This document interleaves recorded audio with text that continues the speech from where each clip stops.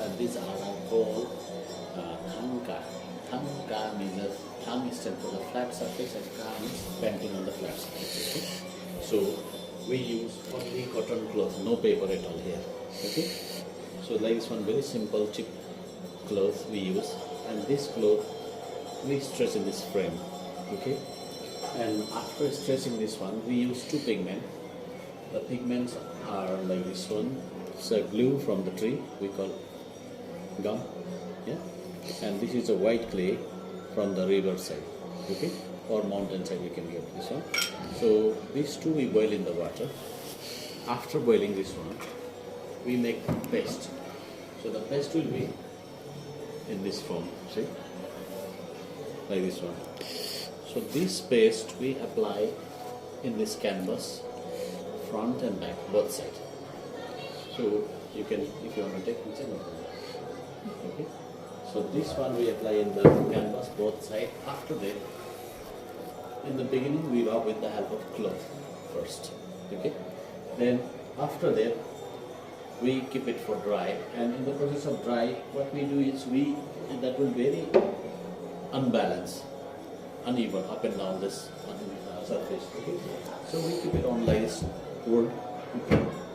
The canvas will be in the top of the wood. Then we use this type of very smooth stone. Then we go on keeping rubbing like this one to make like a paper. After you apply that After and we dry apply it. this one, yeah, in the same time of the drying. Okay. So same time it will be dry as well as it will be flat. Then it surface. becomes Yeah. paper. Then, second step now, when it is dry and made completely flat, now you see, it's like a paper now. You just fill this. Yeah? Now you see here and there differences. Now, when this is ready, then after this, the master will sketch the figure using pencil, scale and compass. The master cannot imagine anything. They go from the book. The books are from very ancient. And this type of round shape, these are called mandala. This represents the universe. And they go from the universe, this mandala book. Everything is from the book. You cannot imagine anything. Here everything is inside. Okay? All how to do, how with this color, everything they sketch is okay, from the book. So now after this, next step is our coloring. So color we use, see, minerals. These are the minerals from the mountain. You can see this one. Okay. So these are like a rock. Okay. See. So this one we cross it. We make powder. We add glue, water. Okay. Then after again we start painting. Then we use the very tiny brush. You see, these brushes are made from the hair of the rabbit and cat. See, very tiny brush like this one, small like this. They cut outside and they keep only single thing, one here, because there are you will find so many small objects need to be painted. So they use very tiny hairbrush. These hairbrushes are made from the hair of the rabbit and cat. Okay.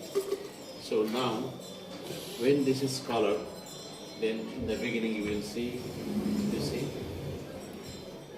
yeah, it's a beautiful, but it's still incomplete, not finished here. So many things missing here. So now some left is finishing, more detail left here, and then using of gold. We use 24 karat gold, real 24 karat gold. Okay, and sometimes we use the silver also. So now, when we use the gold and finish final touch, that picture is now in this form. Okay, this is the final touch. Alright? And this picture is exactly the base form of this stupa. When you see from the top aerial view, exactly this will be like so. Okay? And this type of painting is mostly used for the meditation visual object. Just see and concentrate for the meditations. So now you will see here 1, 2, 3, 4, 5, 6 different rings. All of these rings have different meaning. There are 8 wheels. These are called dharma wheel. The people used to roll in the downside of the stupa. Okay. And now you will see again there are 4 different gates. There are 3 steps and there are 13 steps, 13 levels, center with the lotus. So all of these have different meaning. So first of all, this type of painting is mostly used for the meditation object, visual object, okay, meditations and teaching purpose. So first of all, if you are going to participate or if you are going to practice meditations, you need to have the ideas of meditation written. So the outer ring is called the wisdom, okay, wisdom, knowledge, alright. The next one, green, is represent the sky, space, okay. The black represent the air. Air has no color, we just get the black here. Then next one is fire, okay. Next is water. Another last one is earth. So these are the earth, water, fire, air and the space. These are the 5 elements present in the sky, in space, and that are present in our body also, okay. And if you are going to practice meditations, we need to balance all of this one. If one is high, one is low, we cannot concentrate. Suppose, for example, if your fire level is high, you are suffering from fever. If water level is less, you are suffering from dehydration, lack of water. If the air is not flow properly, then also we cannot concentrate. We need proper air, oxygen here. So all have equally important. So next one, now we come to this center 4 gates. These are the 4 gates. Mostly in the Hinduism, they like eastern part for pray. Muslim, they like the western. But in the meditations, wherever you like, east, west, north, south, anywhere. Okay?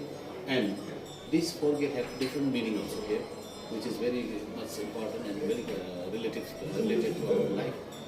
First one is called the suffering, as we all are suffering because we don't get what we really want. We want so many things, but we cannot get it, right? Right now I want Ferrari, but I cannot get it. I don't have money. Yeah? My family cannot support. So many things there is. Not only that one, like a birth also suffering, death also suffering. There are a number of things that are suffering. Cause of suffering. That suffering will not come accidentally. There is a reason behind that comes. Okay? Next one is end of suffering. The suffering will not go our whole life. As last time we thought that COVID was there. We thought this COVID will go whole life. But after 2 years, finish. So time is continuously running. Yeah? So anything if you are suffering, any disease, whatever is there, that will not go your whole life. If you are suffering by lack of money, don't think I am poor for a whole life. Because time is running and that things will change, time will come, definitely. Okay? So now, that means the suffering will not go our whole life. Next is the path that leads to the end of suffering. That means there are ways we can come out from this suffering also. Okay? So now, the way we will learn here, this you see the wheel? These are called dharma wheel that people used to roll down the stupa. Okay? So every wheel have different meaning. Now first it's called right view. Whatever you are looking, take always in positive. Right intention. Your intention inside must be always right. Right speech. Always speak the truth. Right action. Your action must be good for others. Right livelihood. Respect all the life. Human being, plant, animal, insect, everyone. Okay? Then right effort. You put your effort to cut all the negative thoughts, negative sense. Always with negative thoughts coming in our mind. Put your effort to cut that. Next one is right concentrations. That means focus your work. If you are going to practice meditation, the center is your main point. So focus there. If you are driving, focus your road and your destinations. If you are climbing mountain, focus the top. Similarly, here if you are going to practice meditations, focus the center. Then last one is called mindfulness, right mindfulness. Always remain conscious. Where I am staying, it's okay, correct, perfect, anything there, always remain conscious, then we will not suffer anymore. Okay? So we learn this 8 wheel, these 4 gates, these are called Eightfold Path and 4 Noble Truths. It was the teaching given by the Buddha after he got enlightened. Okay? So now we have done these 3 steps. These are called body, speech and mind. These are 3 steps. We need to purify these 3 doors. So how we purify? This outside body we take back, this clean. But inside think positive, speak truth, do good for others. So that way we can purify our body. Then there are, when you count from here to this place, there are 13 levels. In the stupa there and outside also, golden part you will see 13 levels. These are the meditations levels. So when you start from beginning to reach here, it takes 13 level. So when you reach the 13, that is your main destination. When we reach here, that is the lotus is there, that is the nirvana vipa, that is enlightenment point. When we reach there, we are in all the time one level.